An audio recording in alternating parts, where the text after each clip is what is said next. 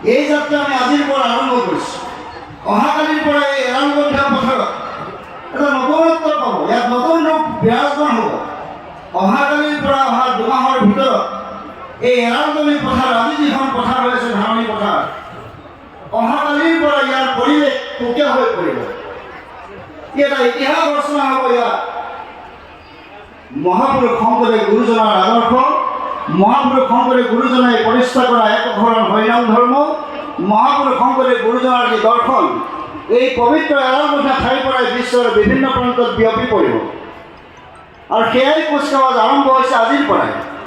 সঁচাকৈ আজি কিন্তু ইমান পবিত্ৰ দিন যে এই গোটেই পথাৰখন নহয়, অসমৰ সমস্তকে, অসমৰ সমস্ত অসমবাসীকে আচলতে আজি ধন্য কৰিছে। ইয়াৰ পৰাই আজি এটা বাৰ্তা প্ৰেৰণ হ'ব। এই বাৰ্তাই সমস্ত অসমবাসীক ধন্য কৰিব।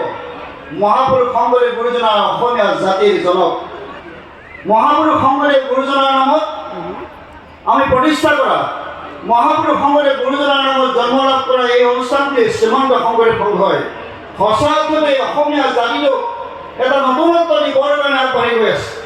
অসমীয়া জাতিটোক সুচাৰুৰূপে পৰিচালিত হ'বৰ কাৰণে শ্ৰীমন্ত শংকৰদেৱ সংঘ নামৰ এই অনুষ্ঠানটোৱে বিশেষভাৱে 1930 চনৰ পৰাই এনে কিছুমান কাৰ্যসূচী হাতত লৈছে, যিসমূহ কাৰ্যসূচীয়ে সঁচাকৈ অসমৰ জনগণক বা ভাৰতবৰ্ষৰ বিভিন্ন প্ৰান্তৰ জনগণক বিশেষভাৱে আকৰ্ষিত কৰিবৰ কাৰণে সক্ষম হৈছে। শ্ৰীমন্ত শংকৰদেৱ সংঘৰ অধিৱেশন বুলি কোৱাৰ লগে লগে ভাৰতবৰ্ষৰ বিভিন্ন অসমৰ কথাটো বাদেই, অসমৰ শ্ৰীমন্ত শংকৰদেৱ সংঘৰ সংগীসকলৰ বাদেই অসমৰ বিভিন্ন জাতি জনগোষ্ঠীৰ লোককে প্ৰমুখ্য কৰি অসমৰ ইমূৰৰ পৰা সিমূৰলৈ, ধুবুৰীৰ পৰা শদিয়ালৈ সমস্তলৈকে আশাৰে বাট চাই থাকে শ্ৰীমন্ত শংকৰদেৱ সংঘৰ অধিৱেশনলৈ যাব লাগিব। শ্ৰীমন্ত শংকৰদেৱ সংঘৰ ভকতেৰে লোকাৰণ্য হৈ পৰিব আৰু এই ভকতৰ ধূলি আমি গ্ৰহণ কৰিবৰ কাৰণে আমি সেই অধিৱেশনস্থলীলৈ যাম। ইয়াৰ শ্ৰীমন্ত শংকৰদেৱ সংঘৰ অধিৱেশনলৈ যোৱাৰ অসমীয়া মানুহৰ এটা হেঁপাহ, অসমীয়া মানুহৰ ইচ্ছা যে অসমীয়া মানুহে আচলতে শ্ৰীমন্ত শংকৰদেৱ সংঘই মহাপুৰুষ শংকৰদেৱ গুৰুজনাৰ আদৰ্শৰে যি যাত্ৰা আৰম্ভ কৰিছে, এই যাত্ৰাত সহযোগ কৰাৰ ইচ্ছা, সহযোগ কৰাৰ পৰিকল্পনা, সঁচাকৈ শ্ৰীমন্ত শংকৰদেৱ সংঘই যি যাত্ৰা আৰম্ভ কৰিছে, এই যাত্ৰা সঁচাকৈ সুস্থিৰ যাত্ৰা, অতি আনন্দময় যাত্ৰা আৰু এটা বৃহৎ লক্ষ্য আৰু উদ্দেশ্য লৈ আৰম্ভ কৰা যাত্ৰা। এই বৃহৎ লক্ষ্য আৰু উদ্দেশ্য কিহৰ কি? এই লক্ষ্য আৰু উদ্দেশ্য হ'ল সুখ আৰু আনন্দৰে ভৰি পৰে এখন সমাজ নিৰ্মাণ কৰিবৰ কাৰণে, সুখ আৰু শান্তিৰে ভৰা এখন সমাজ নিৰ্মাণ কৰিবৰ কাৰণে, প্ৰকৃত মানুহৰ সমাজ নিৰ্মাণ কৰিবৰ কাৰণে মহাপুৰুষ শংকৰদেৱ গুৰুজনাৰ আদৰ্শৰে, মহাপুৰুষ শংকৰদেৱ গুৰুজনাৰ দৰ্শনেৰে, মহাপুৰুষ শংকৰদেৱ গুৰুজনাৰ মানৱতাবাদক মুখ্য কৰি লৈ এইখিনিকে সাধুগত কৰি শ্ৰীমন্ত শংকৰদেৱ সংঘই এই যাত্ৰা 93 বছৰে আৰম্ভ কৰিছে। আমি ভাবোঁ যে এই যাত্ৰা অবিৰত হৈ থাকিব, এই যাত্ৰা অনাদিকাললৈ চলি থাকিব। মই আশা কৰিছোঁ বৰ্তমান সময়ত শ্ৰীমন্ত শংকৰদেৱ সংঘৰ 40-50 লাখ লোক আছে, শ্ৰীমন্ত শংকৰদেৱ সংঘত 40-50 লাখ লোক আছে। আমি আনন্দ কৰোঁ, গৌৰৱ কৰোঁ। হয়, এটা বৃহত্তম অনুষ্ঠানৰ ইমান সংখ্যক লোক আছে, এনেধৰণে ভাবিলে ভাল লাগে। কিন্তু মই শান্ত হোৱা নাই বুলি ভাবিছোঁ, মোৰ মনটো শান্ত হোৱা নাই। মই এই কথাটোকে ভাবোঁ যে মহাপুৰুষ শংকৰদেৱ গুৰুজনা হ'ল অসমীয়া জাতিটোৰ বৰভেটি নিৰ্মাণ কৰা এগৰাকী ব্যক্তি, অসমৰ ভাৰতবৰ্ষৰ তথা বিশ্বৰ সৰ্বশ্ৰেষ্ঠ ধৰ্মগুৰু। এই সৰ্বশ্ৰেষ্ঠ ধৰ্মগুৰুজন অসমত জন্মগ্ৰহণ কৰিছে, অসম ভূমি পবিত্ৰ কৰিছে। ইয়াতকৈ আমাৰ কাৰণে কি সৌভাগ্যৰ কথা হ'ব লাগে যে আচলতে গোটেই অসম ভূমিকে পবিত্ৰ কৰিছে যিগৰাকী সৰ্বশ্ৰেষ্ঠ ধৰ্মগুৰুৱে। সেইজন সৰ্বশ্ৰেষ্ঠ ধৰ্মগুৰুৰ যি আদৰ্শ, সেইজন সৰ্বশ্ৰেষ্ঠ ধৰ্মগুৰুৰ যি নিদৰ্শন, সেইজন সৰ্বশ্ৰেষ্ঠ ধৰ্মগুৰুৰ যি দৰ্শন আৰু মানৱতাবাদ, এই গোটেইখিনিকে সামৰি লৈ আমি আচলতে শ্ৰীমন্ত শংকৰদেৱ সংঘ নহয়, অসমৰ প্ৰতিগৰাকী মানুহে, অসমত বসবাস কৰা বিভিন্ন জাতি জনগোষ্ঠীৰ লোক সমস্তজনে আচলতে মহাপুৰুষ শংকৰদেৱ গুৰুজনাৰ আদৰ্শৰে আদৰ্শিত হোৱা উচিত। যে এগৰাকী বিশ্বৰ সৰ্বশ্ৰেষ্ঠ ধৰ্মগুৰু আমাৰ এই অসমত জন্মগ্ৰহণ কৰিছে, আমি কিমান গৌৰৱৰ অধিকাৰী পাৰোঁ, আমি কিমান গৌৰৱৰ অধিকাৰী। কিন্তু আমি অনুভৱ কৰিব পৰা নাই হয়তো যে মহাপুৰুষ শংকৰদেৱ গুৰুজনাই এই জাতিটো ৰক্ষাৰ কাৰণে আমাক কিখিনি দি থৈ নগ'ল। সেইটো আটাইতকৈ ডাঙৰ কথা। অসমীয়া জাতিটো যুগ যুগলৈ জীয়াই থাকিবৰ কাৰণে, অসমীয়া জাতিটো স্বাভিমানেৰে জীয়াই থাকিবৰ কাৰণে মহাপুৰুষ শংকৰদেৱ গুৰুজনাই সকলোখিনি আমাক দি থৈ গৈছে। মই সদায় কওঁ বা আগতে বেলেগ কওঁ, কয় যদিও ময়ো কওঁ এই কথাটোকে যে যি জাতিৰ ভাষা নাই, যি জাতিৰ সাহিত্য নাই, যি জাতিৰ সংস্কৃতি নাই, সেই জাতিটো কেতিয়াও দীৰ্ঘদিন জীয়াই থাকিব নোৱাৰে। কিন্তু মহাপুৰুষ শংকৰদেৱ গুৰুজনাই আমাক ভাষা দিলে, সাহিত্য দিলে, সংস্কৃতি দিলে আৰু বহুত কিবা কিবি দিলে। আচলতে কি দিয়া নাই, এই সমষ্টিকে আমাক দিছে। গতিকে অসমীয়া জাতিটো যুগ যুগান্তৰলৈ জীয়াই থাকিব, যুগ যুগান্তৰলৈ জীয়াই থাকিব মাত্ৰ আমি মহাপুৰুষ শংকৰদেৱ গুৰুজনাৰ আদৰ্শৰে আদৰ্শিত হ'ব লাগিব। আৰু সেইকাৰণে মই আশা কৰোঁ যে মহাপুৰুষ শংকৰদেৱ গুৰুজনাৰ আদৰ্শৰে যদি আমি এখন সমাজ নিৰ্মাণ কৰিব পাৰোঁ, এই সমাজখনতকৈ আৰু কোনো পৃথিৱীত এনেকুৱা কোনো সমাজ নহ'ব যিখন সমাজ সুখ আৰু শান্তিৰে ভৰি পৰিব। মহাপুৰুষ শংকৰদেৱ গুৰুজনাই আমাৰ কৃষ্ণ সংস্কৃতি দি থৈ গ'ল, যি সংস্কৃতি আচলতে বিশ্বত ক'তো পাবলৈ নাই। আৰু এই কৃষ্ণ সংস্কৃতিৰে আচলতে আমি আমাৰ জীৱন ধন্য কৰিব পাৰিম, আমাৰ দেশখন ধন্য কৰিব পাৰিম, আমি সমাজখন ধন্য কৰিব পাৰিম। এই কৃষ্ণ সংস্কৃতিৰ বাহিৰে অন্য কোনো শ্ৰেষ্ঠ সংস্কৃতি নাই। একমাত্ৰ শ্ৰেষ্ঠ সংস্কৃতি হ'ল কৃষ্ণ সংস্কৃতি। আৰু এই কৃষ্ণ সংস্কৃতি মহাপুৰুষ শংকৰদেৱ গুৰুজনাই আমাক সকলোকে দিলে। গতিকে মহাপুৰুষ শংকৰদেৱ গুৰুজনাৰ ওচৰত আমি সদায় ঋণী হৈ থাকিব লাগিব।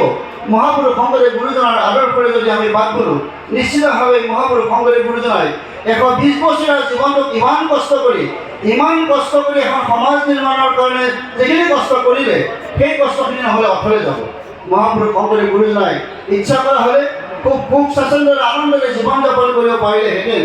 কিন্তু মহাপুৰুষ শংকৰদেৱ গুৰুজনাই সেইখিনি সময়ত মহাপুৰুষ শংকৰদেৱ গুৰুজনাৰ যিখিনি সময়ত জন্ম হৈছে, সেই জন্ম হোৱা সময়খিনিত অসম তথা ভাৰতবৰ্ষৰ যি পৰিৱেশ আছিল, সেইখিনি সময়ত যি এলান্ধকৰী এটা পৰিৱেশ আছিল, সেইখিনি সময়ত এনেধৰণৰ পৰিৱেশে বিৰাজ কৰিছিল যে মানুহে ঈশ্বৰ জীৱশ্ৰেষ্ঠ মানুহে মানুহক দলিত পীড়িত কৰি ৰাখিছিল, মানুহে মানুহক হিংসা কৰিছিল, মানুহে মানুহক বলি দিবৰ কাৰণে কুণ্ঠাবোধ কৰা নাছিল।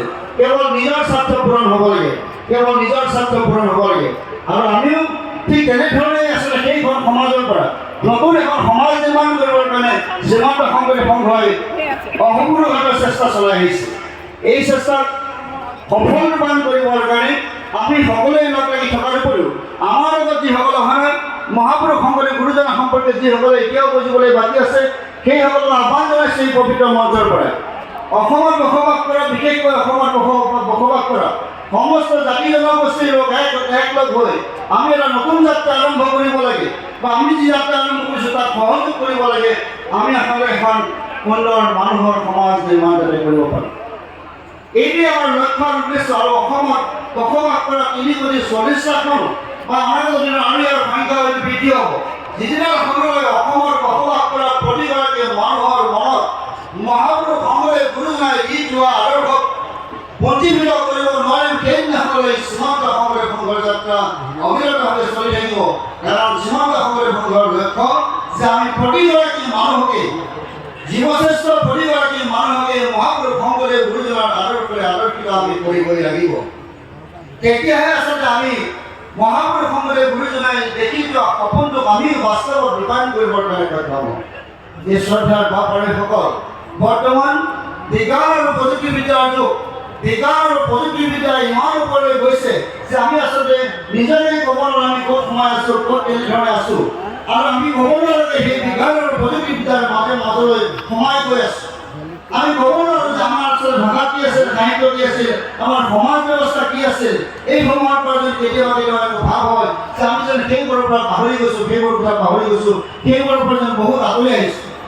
অসমীয়া জাতিৰ স্বাভিমান আছিল, অসমীয়া জাতিৰ স্বাভিমানী জাতি হিচাপে জীয়াই ৰাখিবৰ কাৰণে অসমীয়াৰ যি কৃষ্টি আৰু সংস্কৃতি আছে, এই কৃষ্টি আৰু সংস্কৃতিক আমি জীয়াই ৰাখিব লাগিব। কিন্তু কেতিয়াবা ভাৱ হয় যে আমি অসমীয়া বুলি পৰিচয় দিয়াতকৈ অন্য বুলি পৰিচয় দিহে যেন ভাল পাওঁ, এনেকুৱা কেতিয়াবা বোধ হয়। কাৰণ আমাৰ উঠি অহা প্ৰজন্মক আমি যদি চাওঁ, উঠি অহা প্ৰজন্মই আমাক এনেধৰণে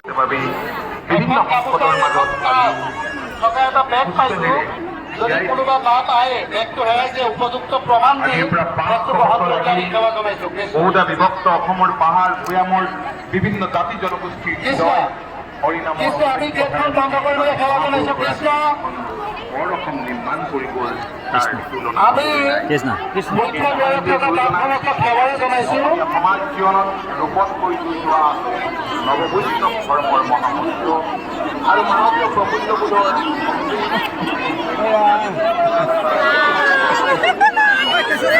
কৃষ্ণ কি হৈছে? কৃষ্ণ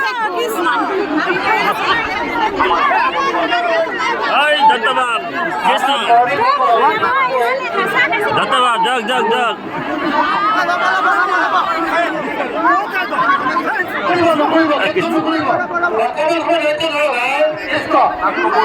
অকমান অকমান অকমান দেৰি ধৈৰ্য ধৰক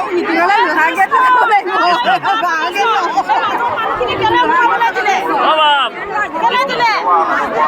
মহিলা এটা লাইন আৰু পুৰুষ এটা লাইনে আছে কৃষ্ণ ফুটা ফটো উঠাইছে কৃষ্ণ কৃষ্ণ কৃষ্ণ কৃষ্ণ ভগৱানে দৰ্শন কৰিবৰ বাবে মই যাই আছো লাহে লাহে আহিব দিয়ক লাহে লাহে লাহে লাহে এজন এজনকৈ আহিব দিয়ক এজন এজনকৈ কাঁহী বাতি ঘৰৰ পৰা লৈ আহক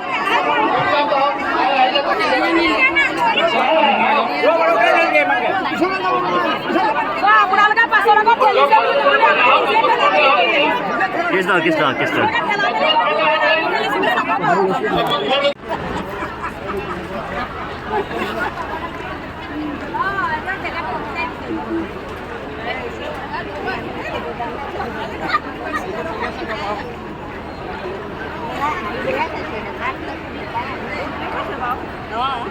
কি হৈছে ঠিক নাই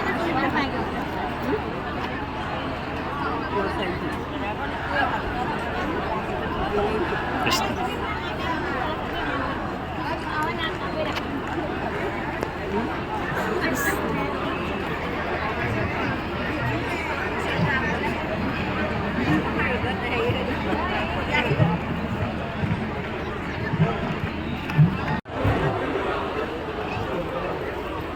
কৃষ্ণ শংকৰ গুৰু হৰে ৰাম জয়গুৰু শংকৰ সৰ্বগুণাকৰ যাতে নাহিকে পাম হৰি চৰণ কৰিল ভগৱতী বাৰিক গুৰু পুৰাণ বাৰিক গুৰু পুৰাণ কৃষ্ণ শংকৰ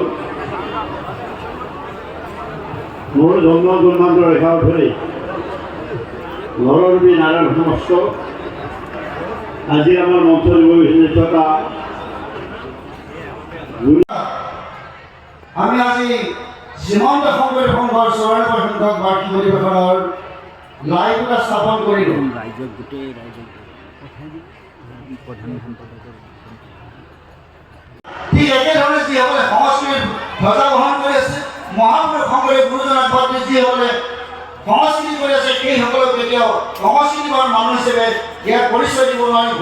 মহাপুৰুষ শংকৰদেৱ গুৰুজনাক নিশ্চিতভাৱে সন্মুখত ৰাখিবই লাগিব, তেতিয়াহে সাহিত্য আৰু সংস্কৃতিয়ে প্ৰাণ পাই উঠিব আৰু তেতিয়াহে অসমীয়া জাতিটোৰ ভেটিটো আৰু অধিক থকীয়া হ'ব বুলি আমি বিশ্বাস কৰোঁ। শীৰ্ষগীত প্ৰস্তুত হৈ আছে নেকি বাসকল? এইটো উন্মোচন আছে, গীতটো বজাই দিব পাৰিব, বাকী হেৰি ৰেডি কৰি লওক, আমি উন্মোচন কৰিলে গীতটো বজাই দিব।